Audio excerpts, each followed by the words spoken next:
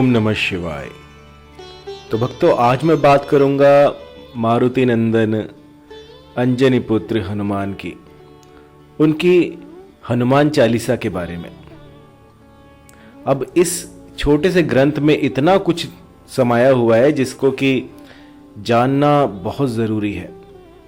ये एक ऐसा ग्रंथ है जो कि आपकी कोई भी मनोकामना पूरी कर सकता है, लेकिन इसके लिए आपको कुछ ऐसे भेद जानने होंगे जिनको जाने बिना आप अपनी मनोकामना कभी पूरी ही नहीं कर पाओगे। हनुमान जी के इस दिव्य स्तोत्र में आपको एक चौपाई मिलेगी जिसमें कि कहा गया है, जो 7 बार पाठ करे कोई, छूट ही बंदी महासुख होई। अर्थात जो इस हनुमान चालीसा का 100 बार जाप करेगा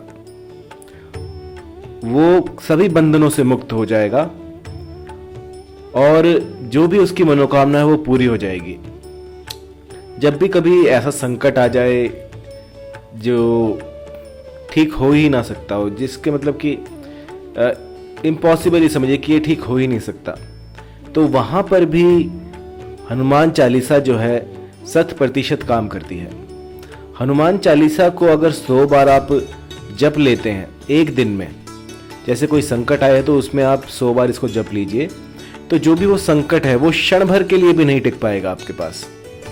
हनुमान चालीसा में इतनी दिव्य शक्तियां हैं कि जहां इसका पाठ होता है वहां पर नकारात्मक ऊर्जा ठहर भी नहीं पाती, क्योंकि हनुमान चिरजीवी हैं और वे इस संसार में विचरण करते रहते हैं।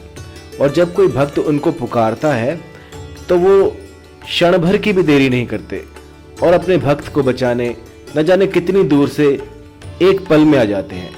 इसीलिए तो उन्हें पवन पुत्र भी कहा गया है कि हवाओं के जरिए वो कहीं पर भी पहुंच सकते हैं।